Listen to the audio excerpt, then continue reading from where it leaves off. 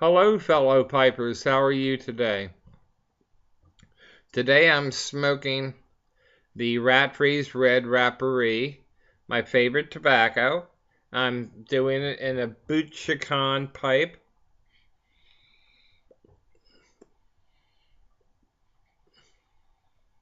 I bought 10 or 12 years ago. It has the forked, that means, imitation bamboo.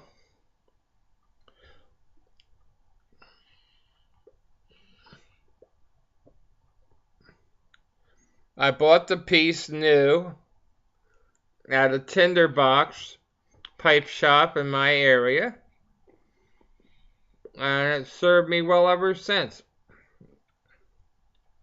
I don't believe, unless you've been following me from the guy, I don't believe that I ever showed this one.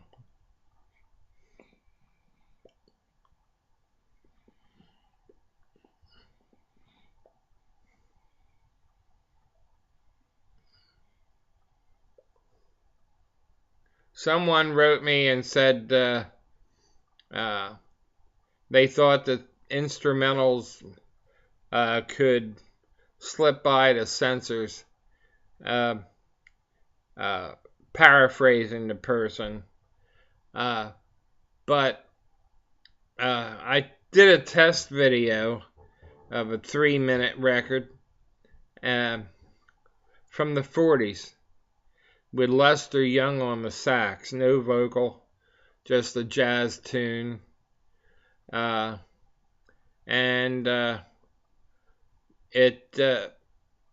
it wasn't a live performance. They didn't introduce the person playing or anything, which is straight recording. And this method that they use is ingenious. It picked up the artist and the tune and identified it as a third-party thing. So I took it down. It was done just to not waste my time with a video where I'm smoking and talking to you before I put it up. That's what I'm doing now. So I took it down immediately after they flagged it. And so here we are, no music today.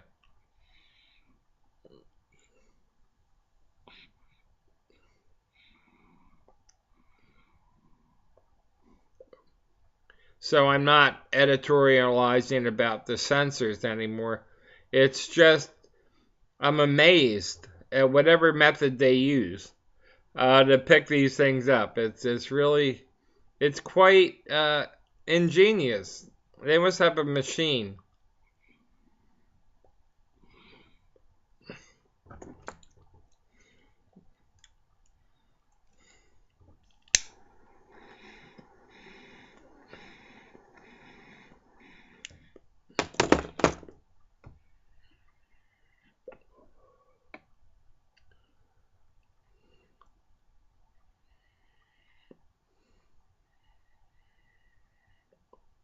So today we're not getting into any rants, any thing off topic, although it's healthy to do so once in a while.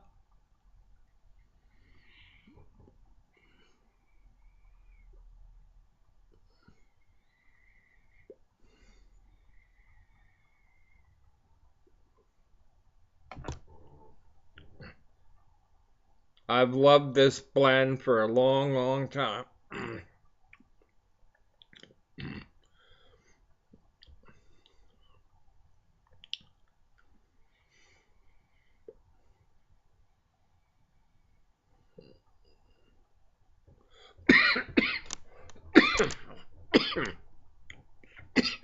Sorry.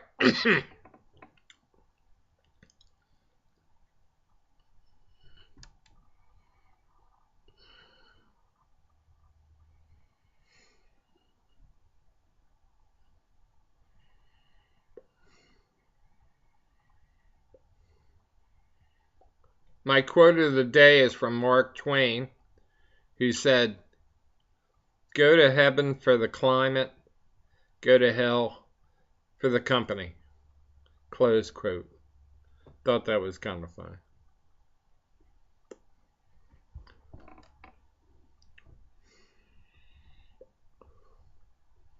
Thanks to my new subscribers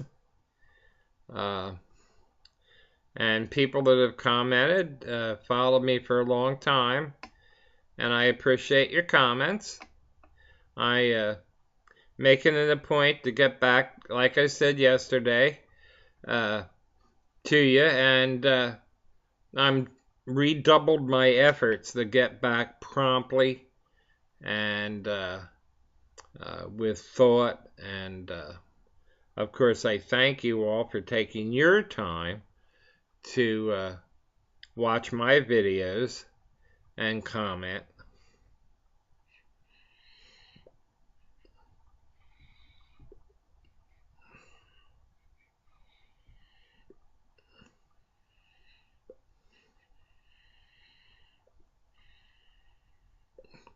It's another very nice day out. My wife is going with a lady friend out to an auction in the Amish country. As a matter of fact, it's an Amish auction. And they have it during the day, early enough, because they don't have lighting. They don't use electricity, so they do them. It's a fact. Or as the British say, it's a natural fact that they have it during the day. So they don't have, so it doesn't run over into the evening where they need to use light bulbs and stuff. Think about it though. I've mentioned the Amish community before, and people responded and stuff like that. I know Angela, brand new bag. That's her screen name. She's close to an Amish community down where she lives, down south. And they are the sweetest people. And just think, I know it's been redundant. I've talked about this before, but just think, no utilities. Don't have to worry about a water bill, electric bill.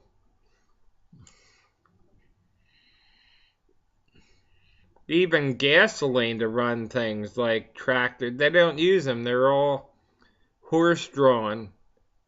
And you think of it, it's quite lovely.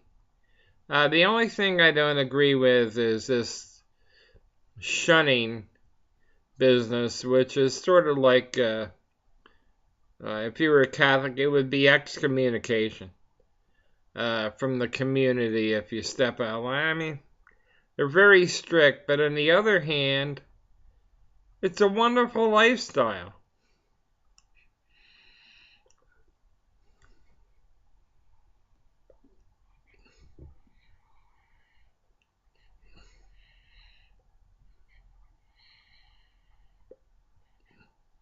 And they stick to the old-fashioned values of courting, and there's not a lot of shenanigans.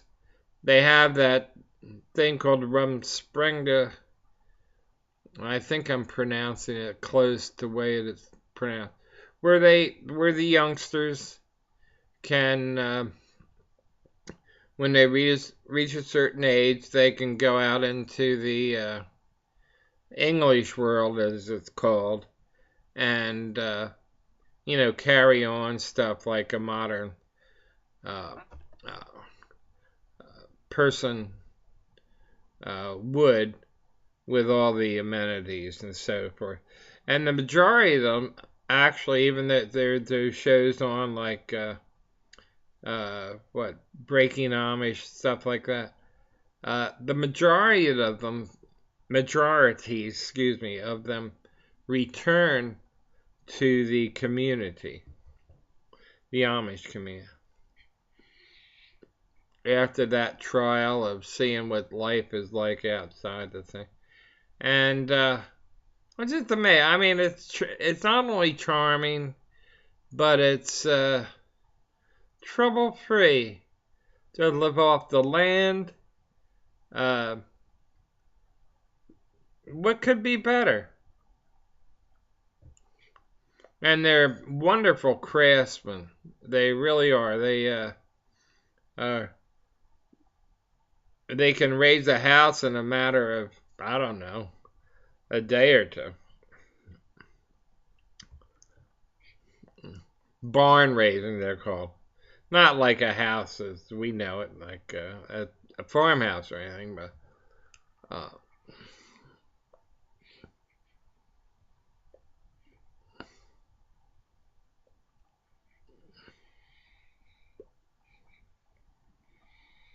and if you want a dedicated worker, hire an Amish person or a Mennonite.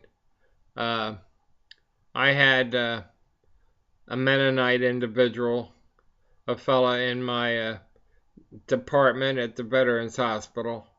Um, it's a respiratory therapist, but he was Mennonite, which is, they're allowed to drive and stuff, but uh, he had Amish relatives, but they make wonderful workers. They really do. He missed like 2 days and 15 years. I mean, it was phenomenal.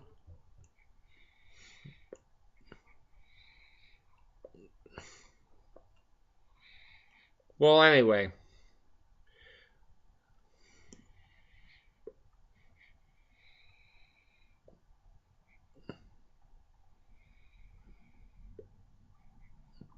hope you're enjoying a smoke with me.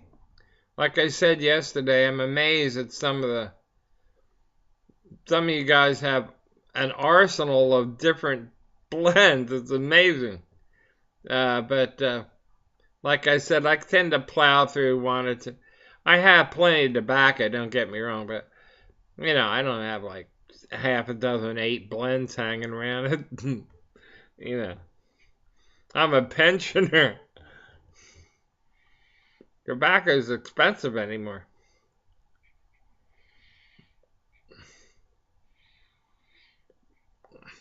I think I'm going to order some Troost Cavendish from, I think it's Tobacco Barn or something like that. And I'm going to get a pound of it. So you'll see me plowing through a pound of Troost. That's Troost. Look it up. It's a fine blend. They do have an aromatic out now. I'm going to stick to the old-fashioned straight blend. It has some oomph to it. I've smoked it. I haven't smoked a pouch of it in gosh knows when. Gosh knows when.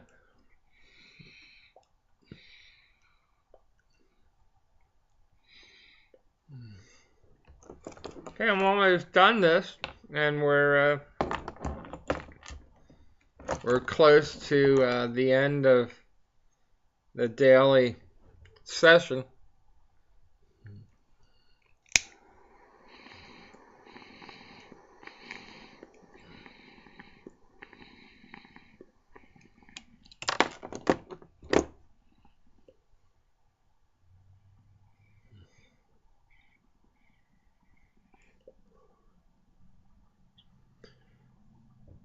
I also want to thank Wallace, aka Mr. Tree Stump 4, uh, for also packing a thing of pipe cleaners in there. I was running low on pipe cleaners. So thanks again, Wallace. Again, not to be redundant, but I'm giving a shout out to him. If you don't know him, the screen name is Mr. Tree Stump 4, like the numeral 4. And look him up. He's a wonderful man. Okay, don't want to run over here. So, happy smoking.